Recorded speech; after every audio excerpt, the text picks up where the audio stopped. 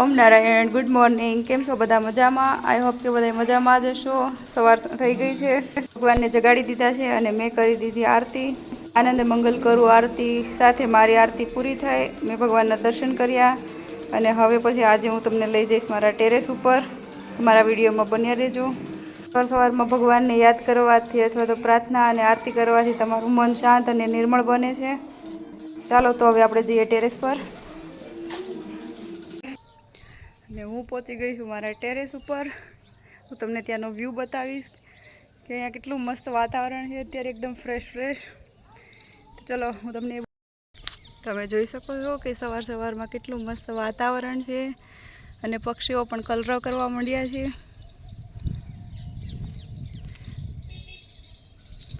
મારા ચાંદા મામા જો ઘરે જવાની હવે તૈયારીમાં છે. અને આ છે અમારો અમરેલીનો ટેબી ડેમ, જ્યાં સવારમાં બધા વોકિંગ કરવા માટે નીકળે છે.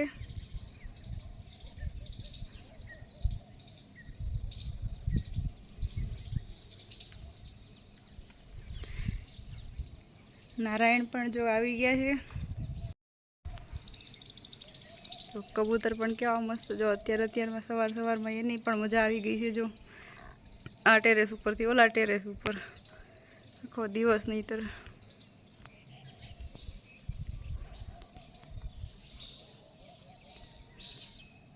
સવારમાં એટલું સુંદર વાતાવરણ લાગે છે. જુઓ તમે,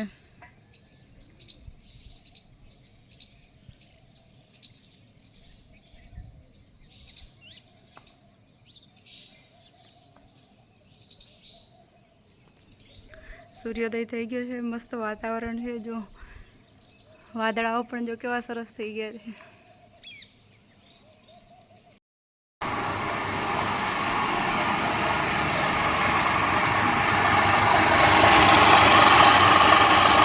હું આવી ગઈ છું હવે છાશ કરવા માટે.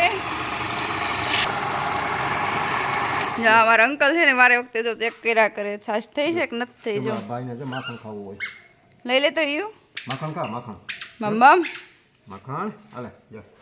કોને ખાવું છે? મને આપો. મને જો અમારા લાભુબેન આવી ગયા છે. ઓમ નારાયણ. સારું છે ને તમને ગોવિંદભાઈ? ઓમ નારાયણ. સારું છે ને? જો અમારા નાના ટેણી આવજો.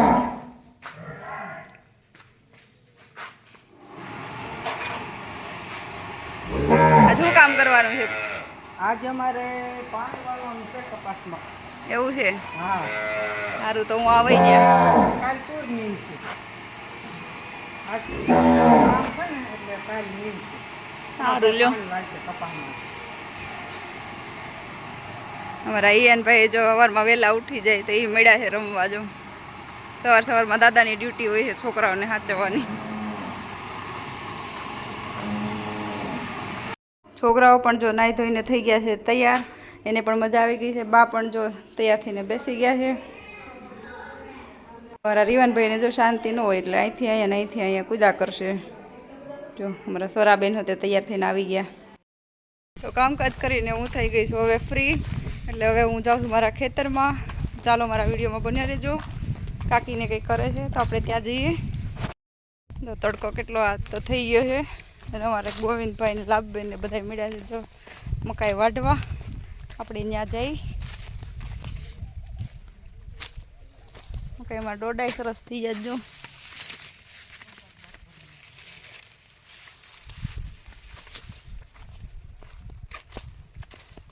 મારા ડોડા લીધા કે નહીં? લીધા છે. જો અમારા લાભબેને મારા ડોડા હોતે ભેગા કરી રાખ્યા છે.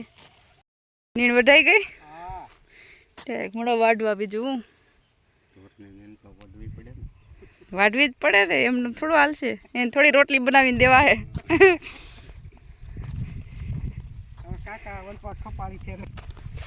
તો હાલો આપણે જઈએ હવે આગળ. તો મગઈ સરસ થઈ ગયા. આપણે સિંગું ખાઈ.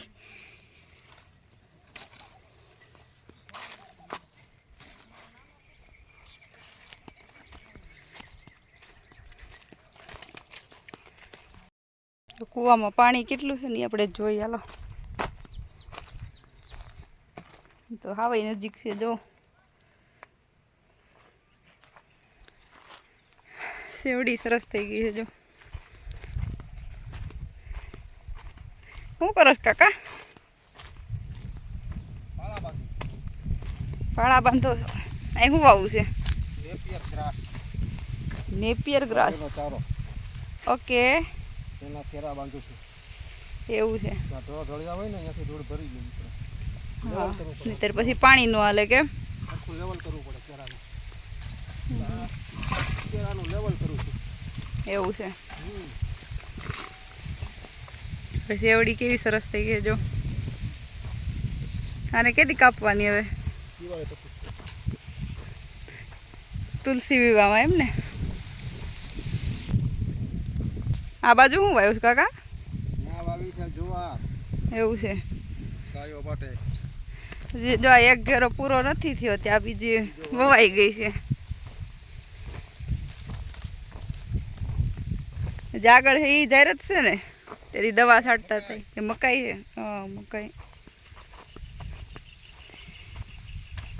જો આવું છે સરસ મજાનું મારું ખેતર. અત્યારે ચોમાસું છે એટલે ચારે કોર લીલી હરિયાળી જ હોય જો. કેવી મજા આવે ખેતરમાં. જો આ વાવી છે મરચી. એમાં મેળા જો ફૂલ ઉગડવા. અમુક અમુક જગ્યાએ નાના નાના મરચાઈ આવી ગયા છે. ભીંડામાં ભીંડાની સિંગોઈ આવી ગઈ જો. મસ્ત થઈ ગઈ છે મોટી મોટી. ચીબડા બીબડા છે કે નહીં જોતા જઈએ આપણે. હાલો એ મસ્ત છે જો. જો તો મેં લઈ લીધા છે 2 ચીબડા. નથી કહેતા ચરે એ ફરે ને બાંધા ભૂખા મરે.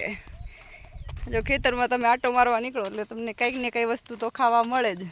જો હવે કપાસ મેળો છે તવડવા.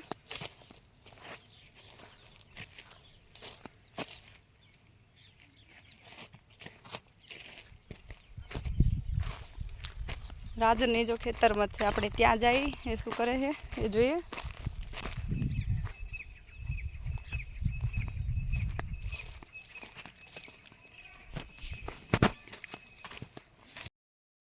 તો રાજન જો મીડા છે નીંદવા. એ આંબાનું તો બહુ જ ધ્યાન રાખે જો. પાણી પયા કરે ને ખામણા સાફ કર્યા કરે કેમ? હું આંબામાં મહેનત કરું છું એનું ફળ બધાય ખાધું. સાચી વાત છે. અહીંયા જો મેં જામફળી અને લીંબુડીને એવું બધું વાવ્યું છે. એ હોતે હું તમને બતાવું. અત્યારે જામફળીમાં નાના નાના જામફળ આવી ગયા છે. અને આ છે લીંબુડી. પેલી સીડલેસ આવે ને લીંબુ એ લીંબુ છે. ઘણા બધા લીંબુ આવ્યા છે જો.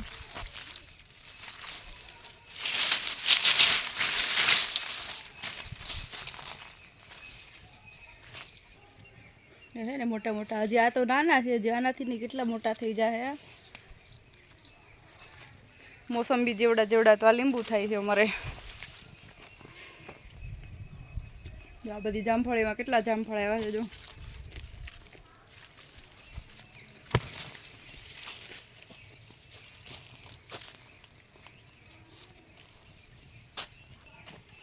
લીંબુડીમાં જો લીંબુ એટલા આવ્યા છે.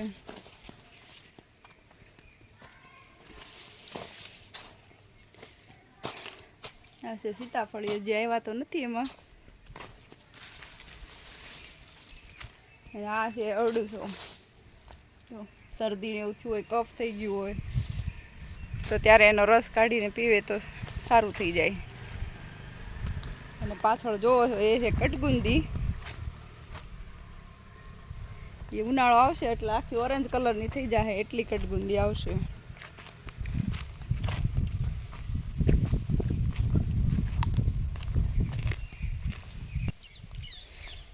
ચાલો તો જો હવે આપણે જઈએ ઘરે. જો તમને મારો વિડીયો ગમ્યો હોય તો લાઈક શેર એન્ડ સબસ્ક્રાઈબ કરજો.